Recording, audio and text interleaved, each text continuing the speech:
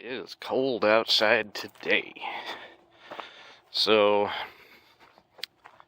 today I got on the docket. We're gonna do an oil change on the square body. So I know this truck hasn't been featured on many of my videos. I know some people are kind of interested in it. This is a 1986 C20 that I LS swapped and converted to four-wheel drive. So I'm just kind of slowly working on it, and this paint job is basically what it had when I bought it. Picked it up at auction. It was donated to Copart.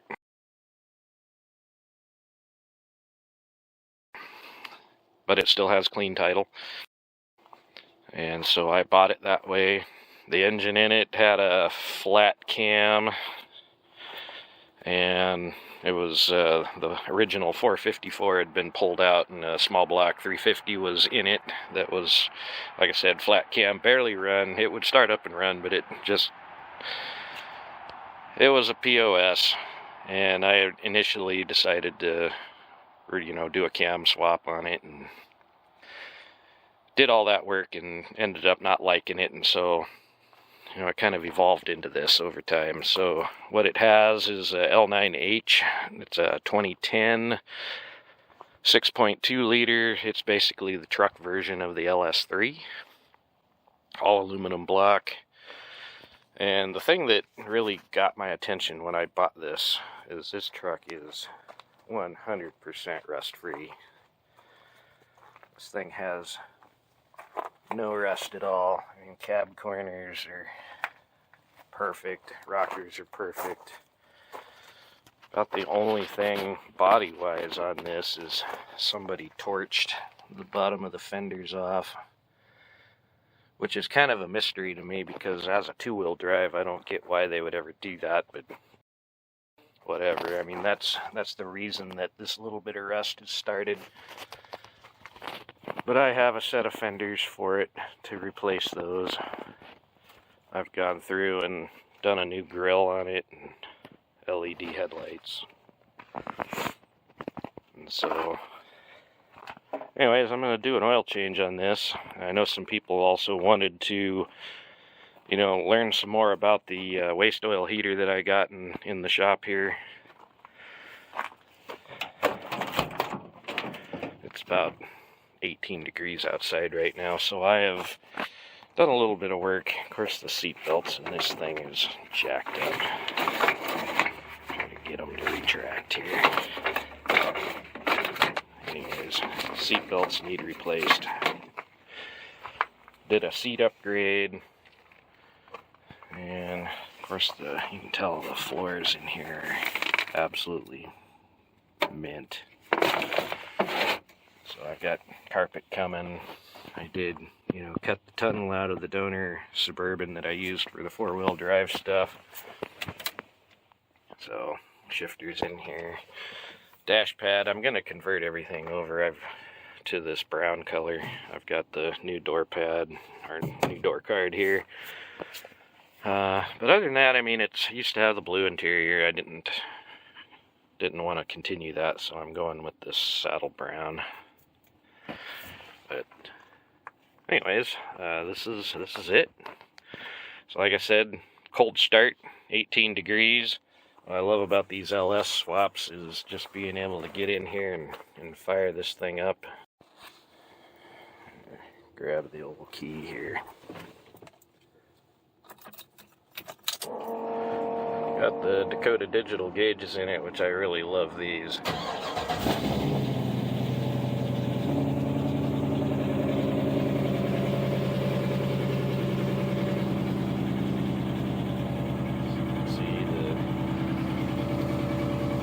Temperature is cold. Come on, focus. Good. Oil pressure, need that.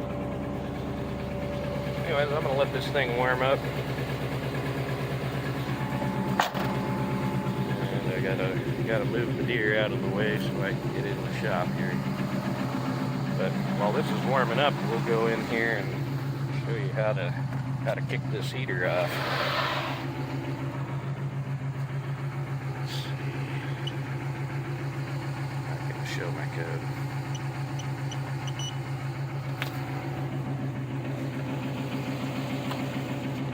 So I've been doing some painting in here. And so this is the waste oil heater that everybody's so infatuated with. So you probably all remember that the original configuration, I had the oil tank up here, and that worked fine. I've since moved it over here, and the reason for that is after running this thing for a while, the oil in that tank would start to boil, and that's not good. And when the oil got hot, the flow rate kept changing, and I have to keep adjusting it, and I just found that mounting it over there is not only safer, but it's also more consistent flow, and I don't have to keep coming back and adjusting the flow rate as the oil gets hotter and hotter and hotter. So I mean, it still does that a little bit, but it's definitely a lot better now. So the first step to lighten this thing off is making the little cocktail here. So what I do is I take a shot of gasoline. Oh, come on now. It's not easy to do one-handed. There's not much left in here.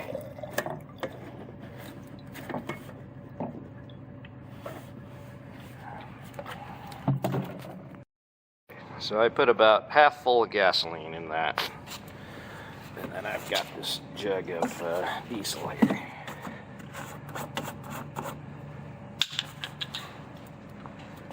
I'll take that, fill it up with diesel,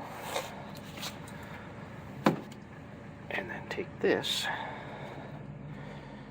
over here. I've tried a bunch of different methods of lighting this thing, and this definitely is the most effective way. So I take this.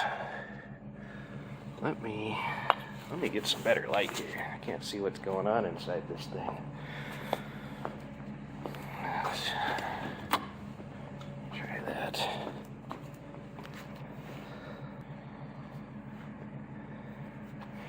Okay. There we go, that's better. So take that, and I try to pour most of it down into the burner.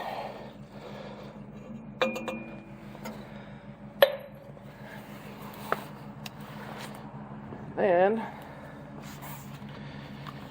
grab this, and it's gonna go boom. Alright, so it starts smoking out of there. So you gotta shut the door, close the vent, and it'll start drawing air in through the blower. Alright, so I let that burn for, I don't know, probably a minute maybe.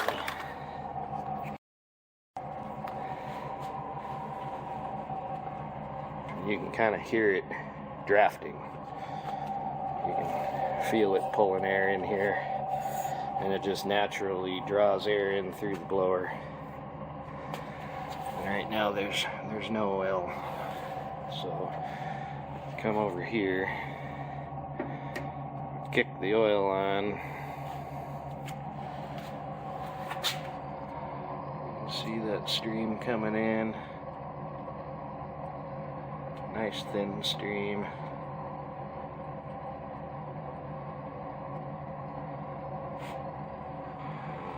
Basically, this is how I leave it for probably 5-6 minutes or better until it starts getting nice and warm, and it's already almost too hot to touch.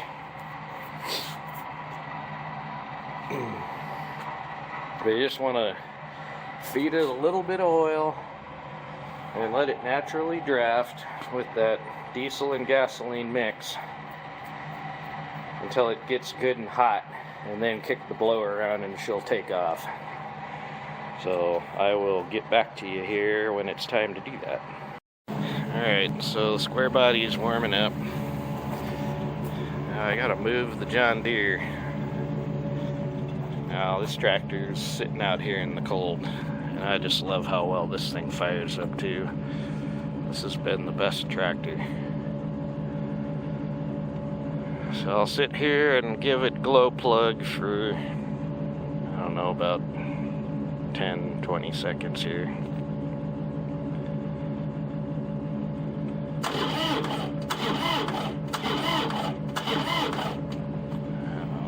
Okay, so back to this thing. It's been a few minutes now. As I can see, it's got a decent fire burning in there.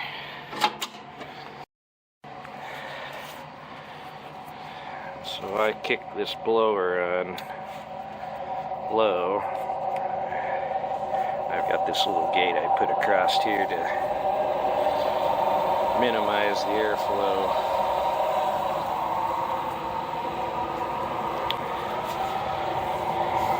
Now, with the blower on, you can see that the fire is much more angry.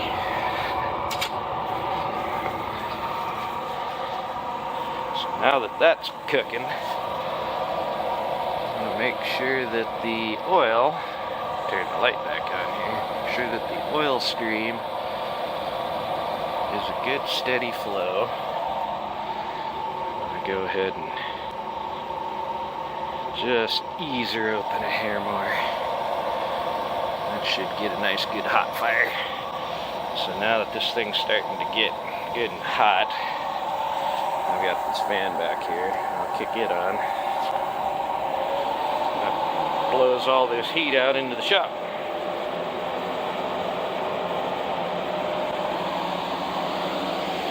And so some things I've learned about this: if I let it get too hot, it will start smoking out of here. And basically what that means is the heat is too much for the incoming air to keep this feed tube cool.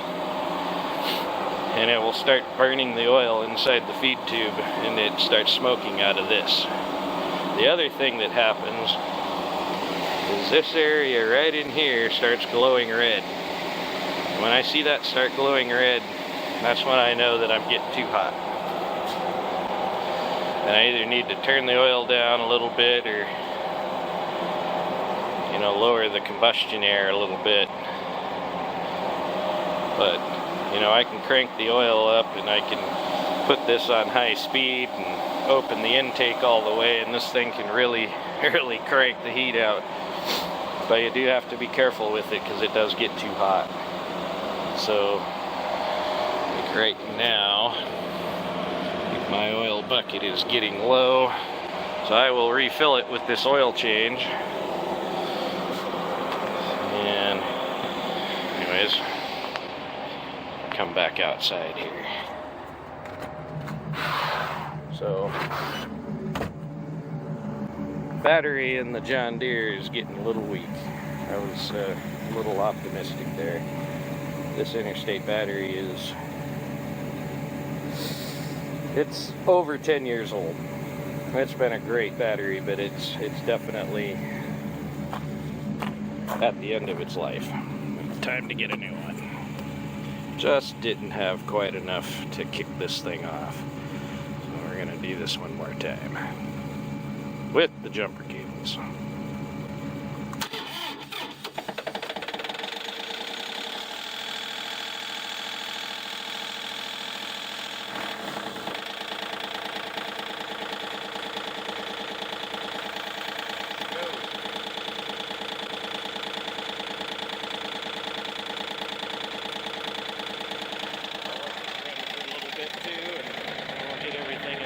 And start on this oil change. Alright, this thing's cranking out heat right now. Burning real nice. See in there. Kind of hard to see in there. Anyways, thing's running good. It's time to go bring that truck in here.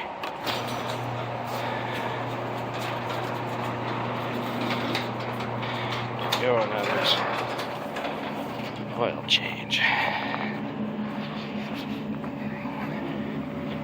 So, mostly doing this just to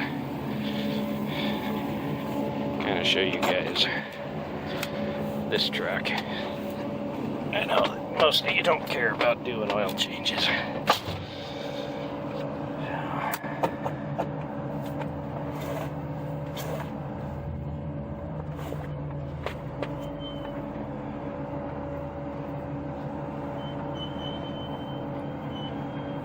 This shop is pretty tight quarters. It's not ideal, but it's what I got to work with. This truck takes up a big portion of it. Alright.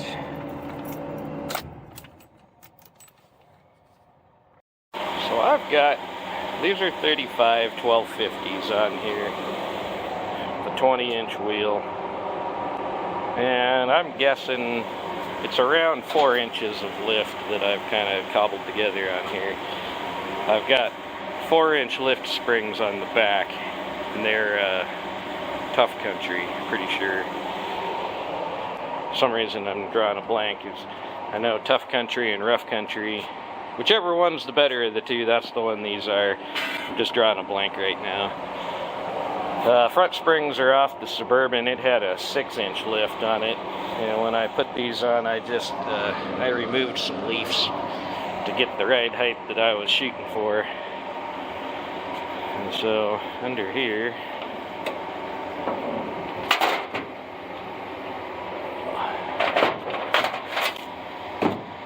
we got the old LS, and you know, this isn't a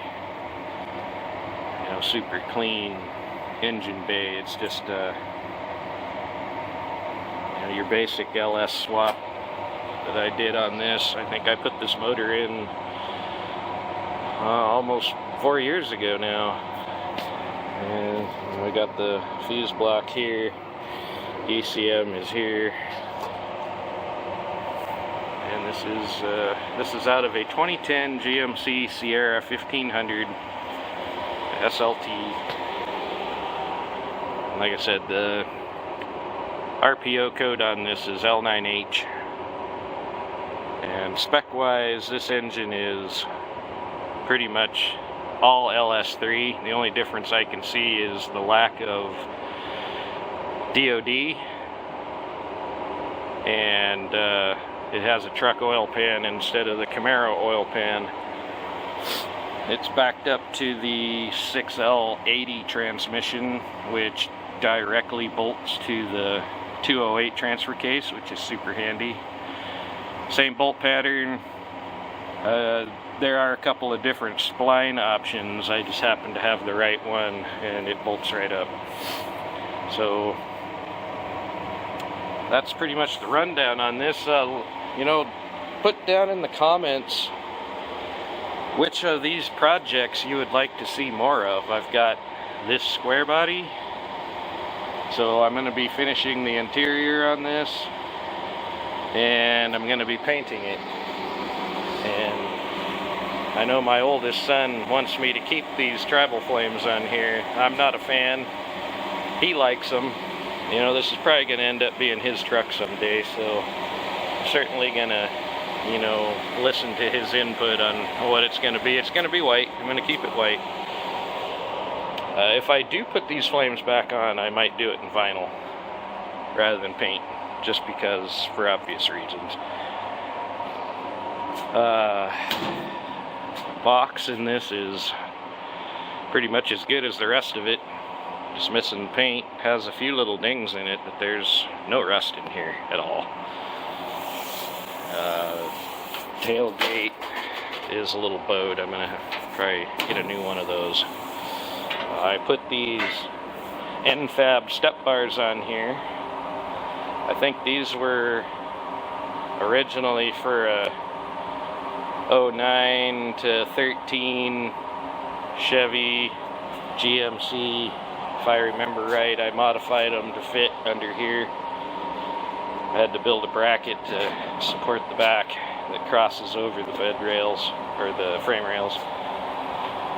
These brackets just go back and then straight up, and I welded some nuts to the back side of the rockers to attach those to, and I think they look pretty good on here. I think it's a really good upgrade. So anyways, let me know in the comments between this truck, the Phoenix, which is the 69 Camaro ZL1 project. I also have the motorhome that I'm rebuilding, and what else am I doing? I got so many things, but you know, obviously this was one of my most popular videos, was this oil burner. You know, any further questions on that, feel free to ask. I'm happy to help anybody with how I put this together. I think it works great. It's not something that I would just turn on and walk away from. It does require some monitoring, but besides that, it puts out a great amount of heat, and it's basically free heat, with the exception of these two little fans running. They don't draw much. So without any further ado, let's get into this oil change real quick and go from there. So I don't drive this thing very often. We're talking maybe 500 miles a year tops, if that. It's mostly just my run to town. You know, and looking at this oil, it's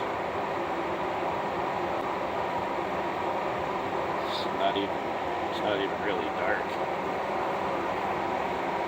There's a good view of it. The main reason that I'm doing this is time. It's probably been, you know, at least a couple years since I changed this last, and it's just time to do her again. And of course, I run the full synthetic Exos in all my GM vehicles, so it's going to be, you know, factory recommended oil, which is supposed to have good longevity, longer intervals between changes, stuff like that.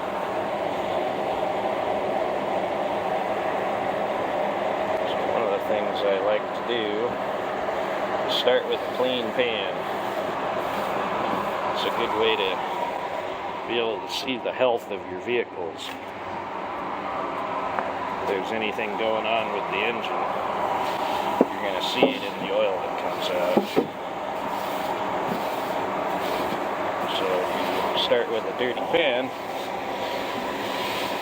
that isn't going to be very helpful.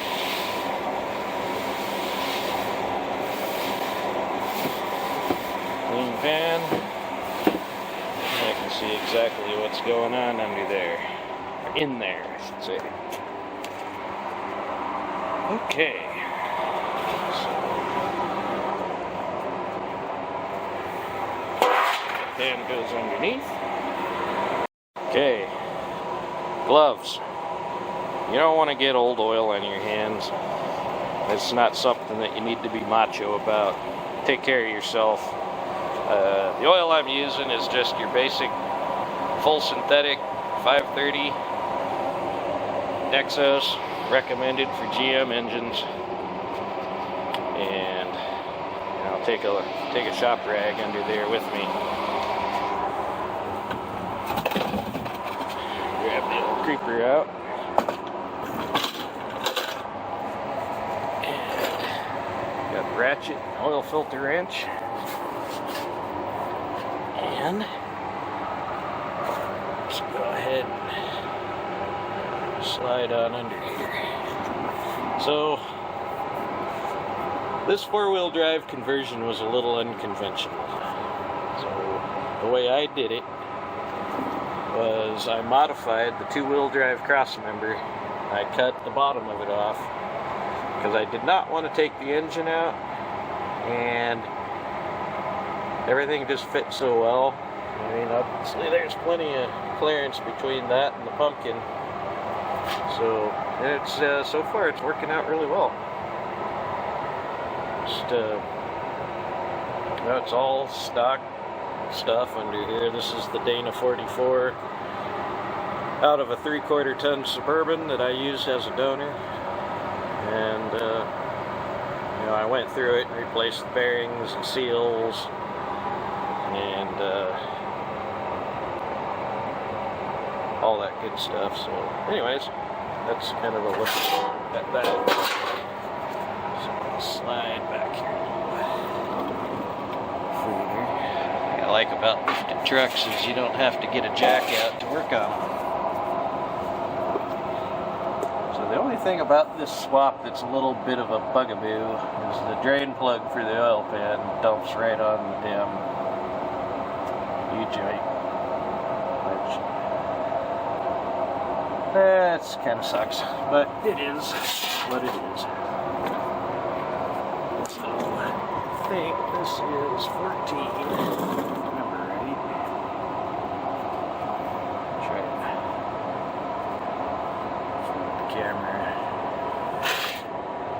No, it's 15. Whenever I'm doing oil changes, I like to bring 13, 14, 15 sockets under here. You just never know what size these damn drain plugs are.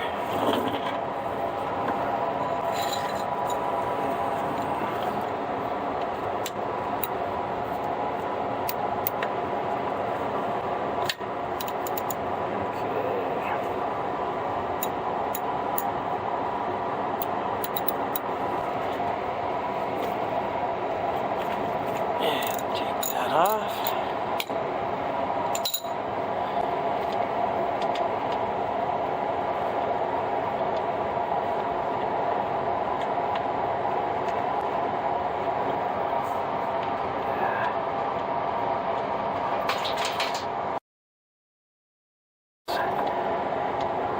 Working out well.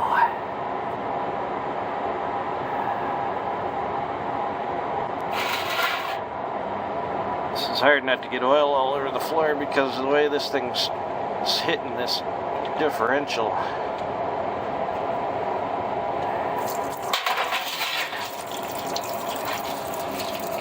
Yeah, this is a huge mess. I forgot that it was like this.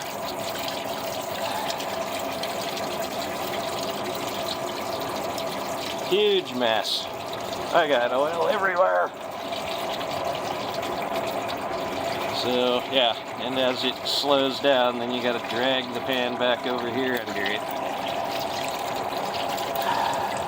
So yeah, I got to figure out what I'm going to do about this. I don't like it. But anyways, we'll let this drain. I'm going to get some rags and clean this mess up. I'll get back to you. Next step. Get that off. And I've got the filter wrench here. Things on there nice and tight.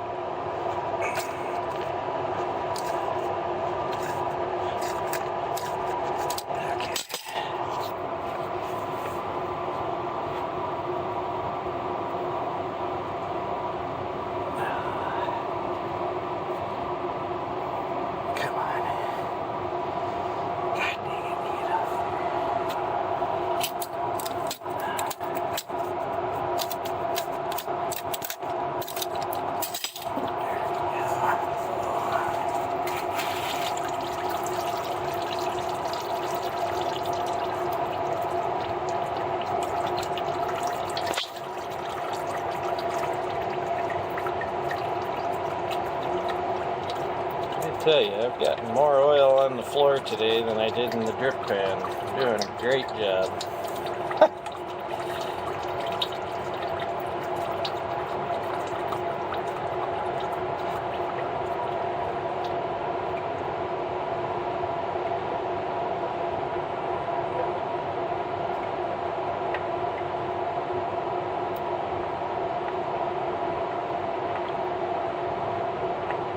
taking these off. It's like cranking a jack in the box. You never know when they're going to drop.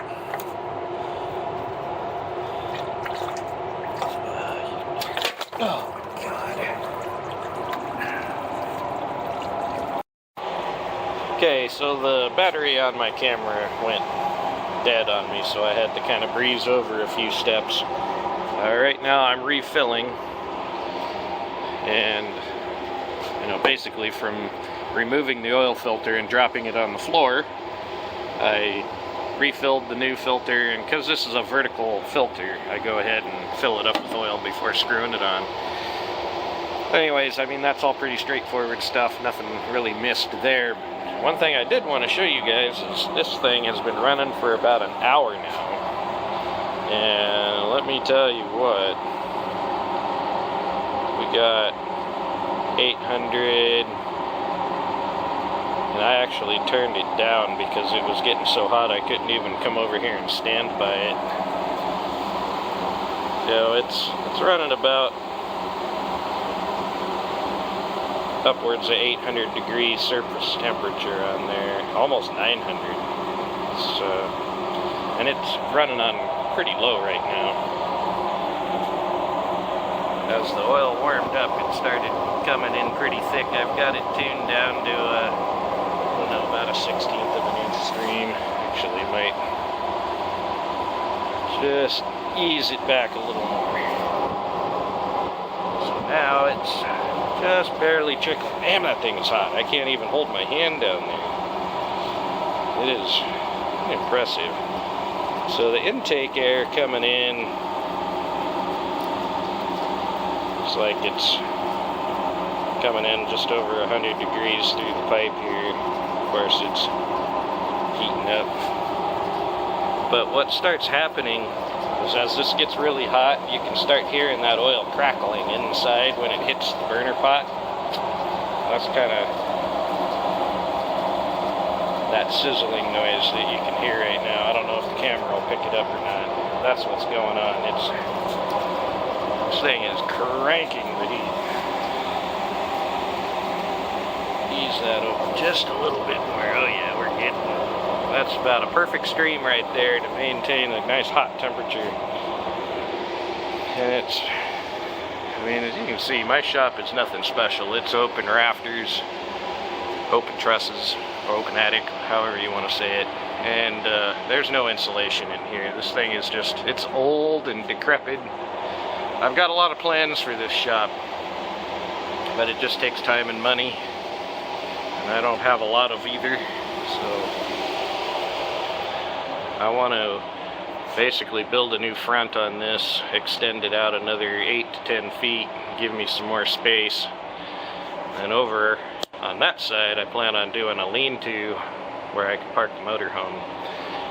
But I do have concrete on the floor. I've got heat. I've got kind of lights.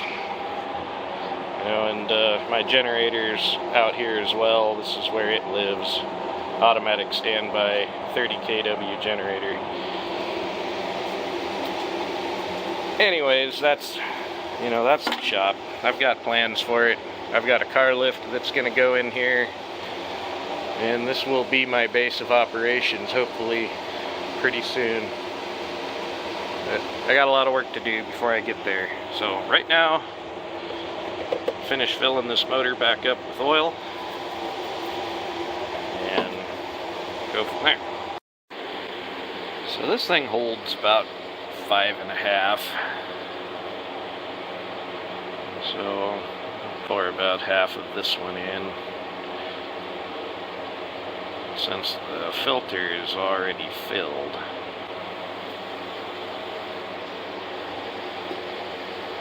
should be about right. Stick here. Stop wiggling. It's really hard to see on the camera. So wipe that and redo it here. Alright, so got all the oil back in.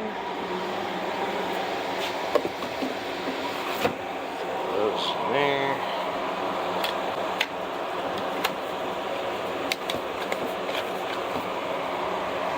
All the old oil is right in there.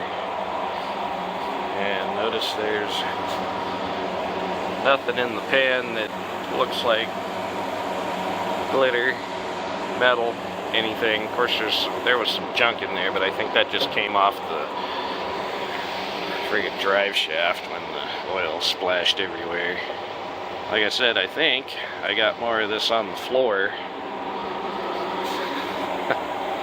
than I did on the damn end on the pan. Okay. So let's go ahead and get this thing out of the shop. And we'll start prepping the new hood for this truck. Start working on that project.